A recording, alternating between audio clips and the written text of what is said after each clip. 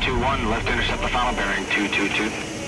Centuries Properties says despite the Philippines' economic headwinds, the local real estate market is resilient and could even provide a hedge against inflation. We're going to talk to the company's chairman and CEO, Jose Antonio, in just a couple of minutes, and a first on CNBC. Well, like many Asian countries at the moment, the Philippines is facing a tough battle against rising inflation.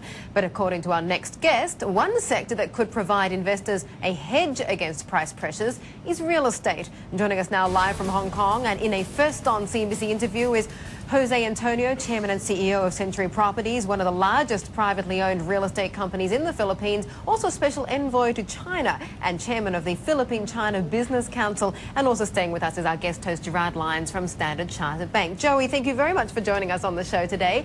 In your own words, what are the arguments for investing in Philippine real estate?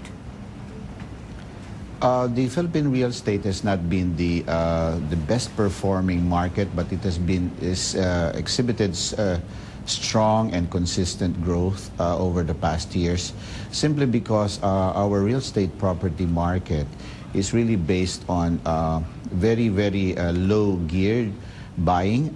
Most of our people buy on equity, and therefore most of the purchases are really for use rather than for speculation. Hence, the growth rate has exhibited a consistent 10% to 15% per annum. And right now, as inflation has been recorded on a 12% rate last month, and while the bank rates have been very low, people perceive that it's better to buy real estate than to put their money in the bank. Okay, and that's because of potential capital appreciation? Because, I mean, if people buy to move in to have a roof over their heads, I assume they're not looking for yield. They're not only looking for yields, but they're also looking for a place to live. You see, the profile of the Philippine market is such that there has been a very big gap in terms of demand compared to the annual output of all the developers in the country. We have actually a very big supply need. It's only now that there is an increasing number of people joining the middle class in the Philippines, and this is because of the phenomenon of our 11 million Filipinos who are working abroad. They send back money to the country, and this year it's projected that about $16 billion will be sent back to the Philippines.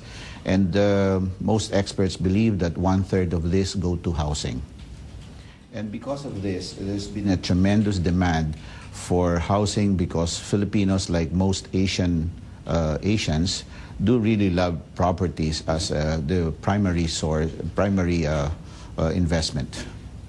Actually, can I follow up on that? Because it sounds like from what you're saying, there's great catch-up potential for the housing market in the Philippines. But two key variables that have come out from your answers so far. One, domestic interest rates. The central bank is hiking, but you seem to imply that will not have a big impact on housing. And the other, of course, is the currency issue. The currency is now under more trouble, shall we say, in recent weeks, but that has a clear impact in terms of remittance flow. So how will the interest rate and the currency environment play out? Because at the moment, neither seems particularly attractive for Filipino housing market. Well, let's tackle the interest rate issue first. The interest rate is still at single digit, where during the Asian crisis we saw it in double digit. It's the central bank just increased last month by 0.25 or 250 basis points. This doesn't really interest a lot of people in putting their money in the banks. Okay. We're still at 4.5%. On the second issue of inflation, most people believe that continued inflation will increase prices, not only of real estate but of consumer products, and hence they'd like to hedge their money in properties. Sir, could you be a bit more precise and tell us exactly where the opportunities are in the real estate industry in the Philippines? Is it in the residential side, is it business or leisure? In all three sectors, there are very strong indications of growth, continued growth. In the residential market, the supply-demand gap is such that there will be continued demand for housing. On the office market, the Philippines is next actually to Singapore and Mumbai in terms of office rental growth. So continued increases in office rental will be experienced.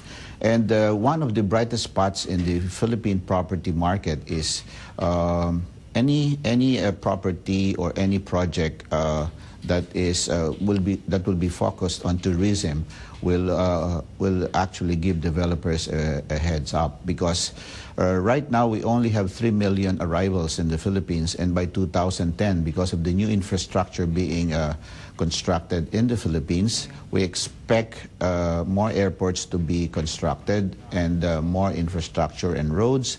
And the Philippine Tourism Department has projected about 5 million arrivals in 2010. Oh, okay. Looking up. Joey, gotta go. Great to talk to you, sir. Thank you for the time.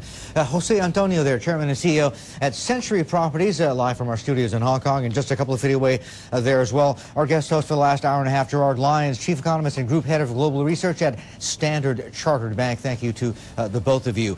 We're counting down the start of Shanghai trade. The market opens up in about 40 minutes' time. Interesting.